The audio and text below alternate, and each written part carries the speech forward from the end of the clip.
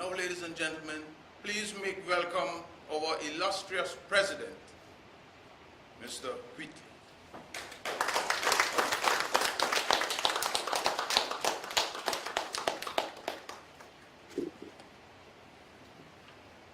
Thank you, Mr. Chairman. Sorry, Mr. Raymond, Master of Ceremonies.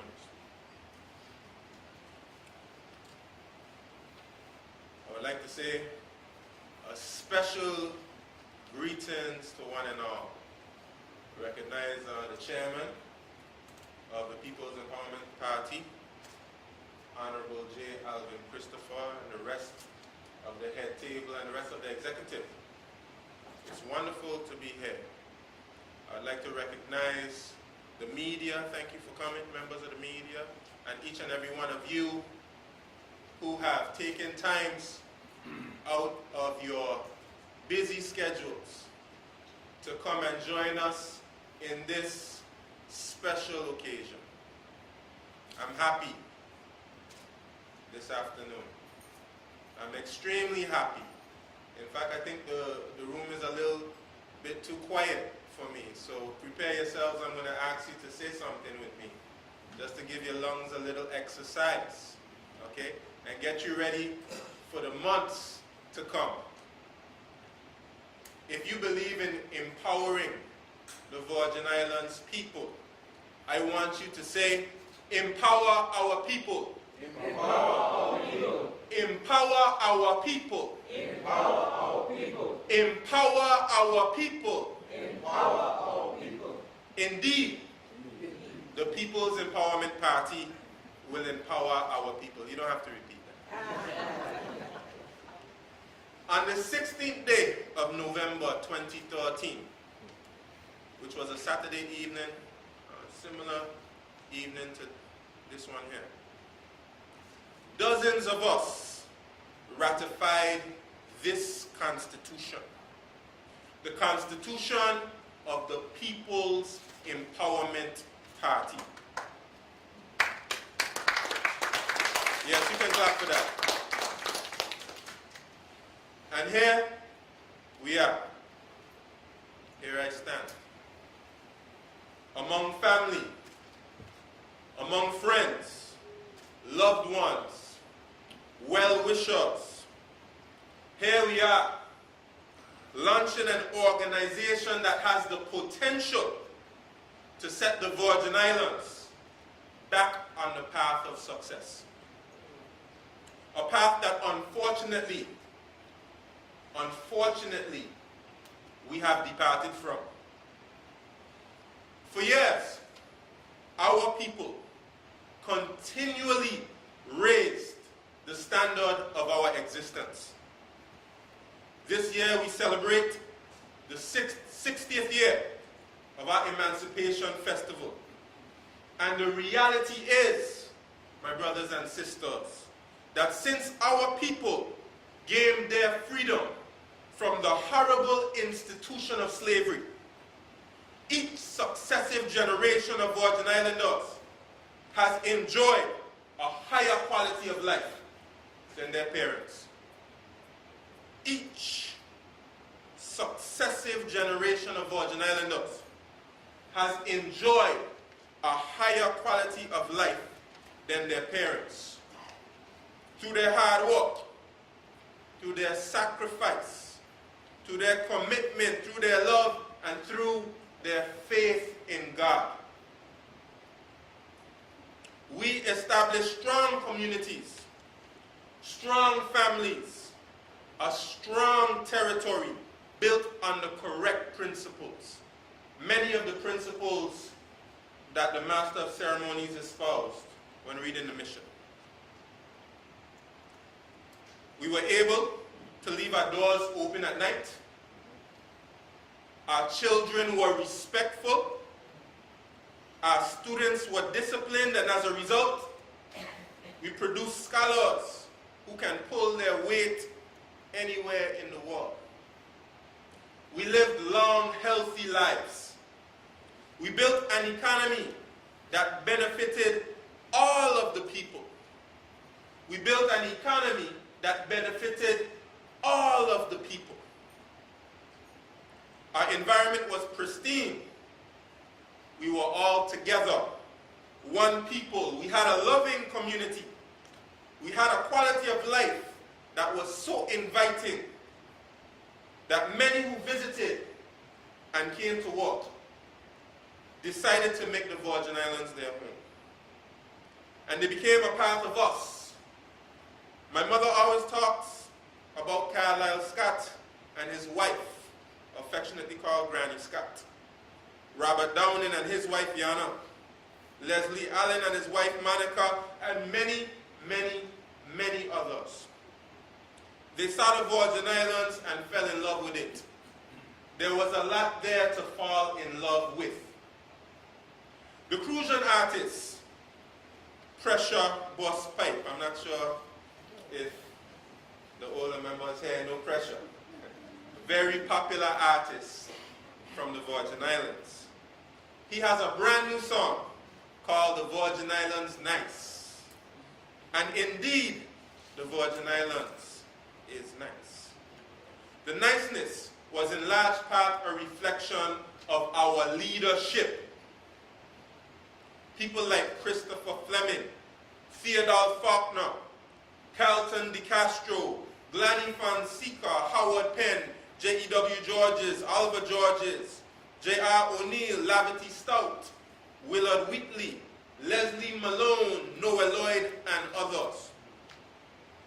But recently, brothers and sisters, we have experienced a change.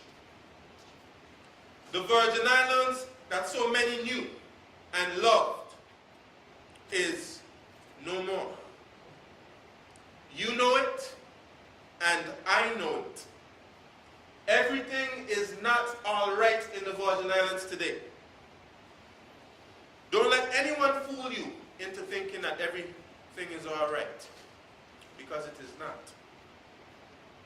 I am saddened by the fact that my 5-year-old daughter, Kamaria, and my 4-year-old son, Kimathi, may never know the Virgin Islands that I knew.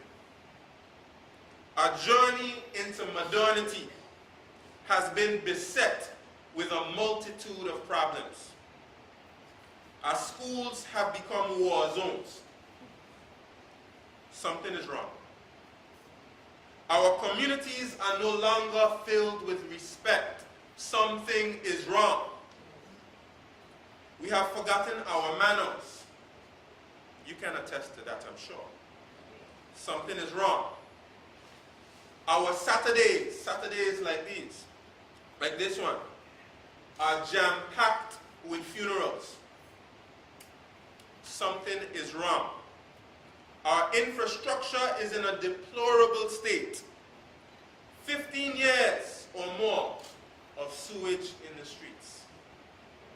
These roads, I'm not sure if you've experienced this. Have you ever been on a road that made you seasick? Well, the roads in the Virgin Islands today, you're not quite sure if you're on the bomber charge or if you're on, or where you're underneath the sun. We don't have parking. We have inconsistent water supply, electricity. Something is wrong.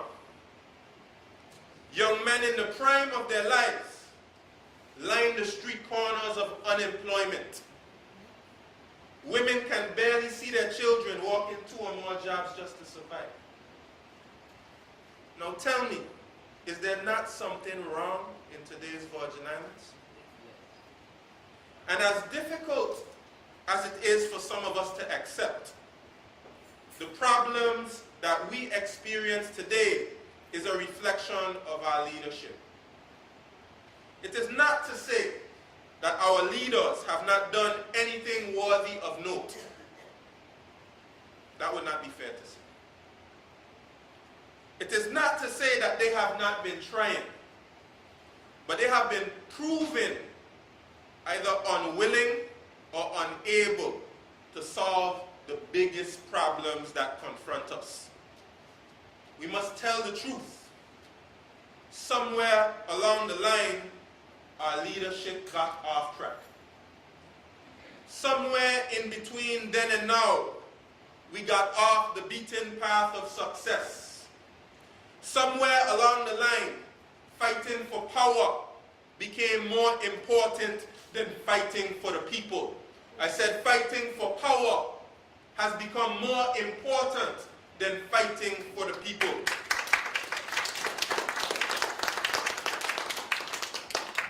Somewhere along the line, we built an economy that left many of our people behind. Somewhere along the line, we stopped listening to our people. Somewhere along the line, everything became a done deal. Somewhere along the line, we sold our birthright to the richest bidder. Somewhere along the line, we became selfish and greedy, more concerned with our bank books than our fellow man or woman. Somewhere along the line, we lost our love. Somewhere along the line, we became more committed to a party than to the people. Somewhere along the line, we lost our way. But it is not too late for us. Despite the challenges, brothers and sisters, despite the difficulties, we can still return to the path of prosperity. The great civil rights leader, Martin Luther King Jr., has stated that the ultimate measure of a man is not where he stands in moments of comfort and convenience, but where he stands at times of challenge and controversy. We can rise again. The Virgin Islands is not dead, brothers and sisters. It might be on its sick bed, but we can revive it. There's an instrument that doctors use to jumpstart the hearts of those on the verge of death. It is called a defibrillator. Well, PEP has a defibrillator. We have one. Okay? We will jumpstart our economy, jumpstart our education system, jumpstart our community spirit. We'll put some PEP in your step.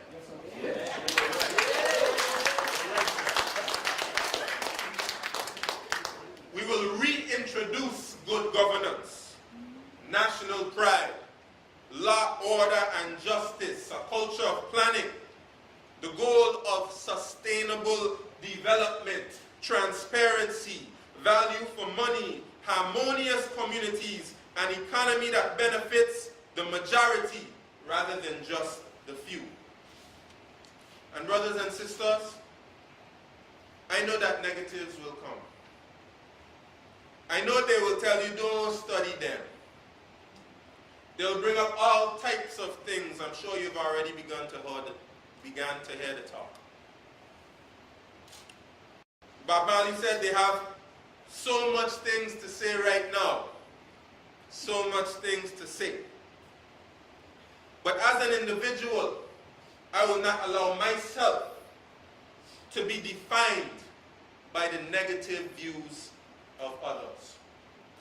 And we will not allow our party to be defined by the haters. Thank God that our destiny is not in the hands of the narrow-minded. We will put in the work in order to be the party that the people need at this time. We have an executive body that I am incredibly impressed with. Consistency, commitment, hard work. I'm trying my best to keep up with it. Executive, a very good executive that will build a very good organization. We have a membership that's like a family. From the moment I set foot in this organization, it was more like a family than an organization. I mean, they're feeding you, they're making sure your belly full, they're patting you on the back. I mean, they're giving you words of encouragement. I mean, many of the members of this organization I did not know personally, but they made me feel at home, comfortable. as though we had been friends for years. And it's a spirit that we have nearly lost in the Virgin Islands. And I know that this organization can bring it back. I would also like to recognize the chairman of the People's Empowerment Party. I am incredibly impressed with him. The more I get to know him, the more confidence I have in his leadership. I know you're going to hear some talk, but I am incredibly confident in his leadership.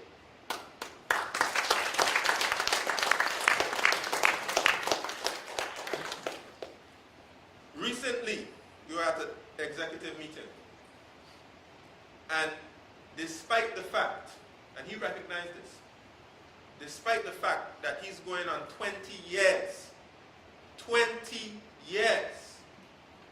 as a legislator in this territory, he said to people like myself, with not even a modicum of the experience that he has, I want to hear your views.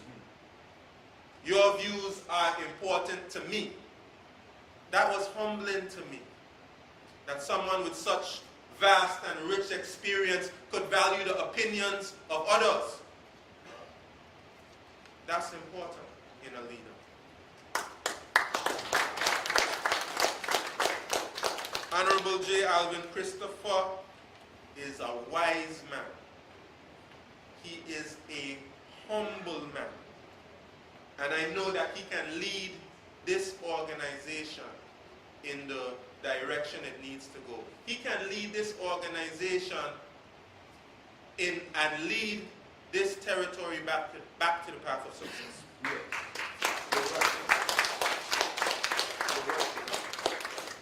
And he wants to groom young people such as myself to take their rightful place in this community. It's something he speaks about a lot.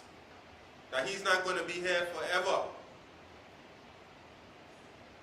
He's not going to hold on to power forever. He is looking for young people to groom, to take over. Succession planning. And that is something that I value. So I ask you, all of you in this room and beyond this room, to join the People's Empowerment Party. I make a special plea to young people especially. We have a youth committee that we will not forget about after election. And young people will help to shape the face of politics and good governance in the Virgin Islands.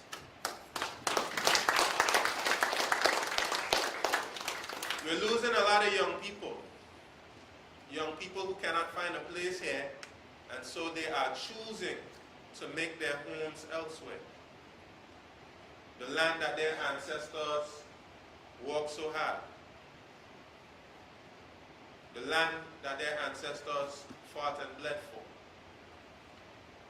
Many young people cannot find their place in today's Virgin Islands. And they're having to make the difficult decision as to whether they can stay here. I don't want young people to have to make that choice to move away from the Virgin Islands. I want them to find their place right here in the Virgin Islands. And the People's Empowerment Party will empower them to do so. Yes.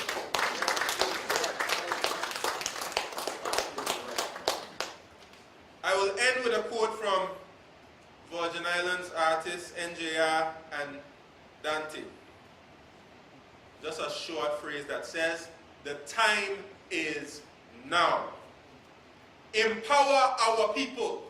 Yes, you're right. Repeat after me. Empower our people. Empower our people. Empower our people. Brothers and sisters, family, I thank you.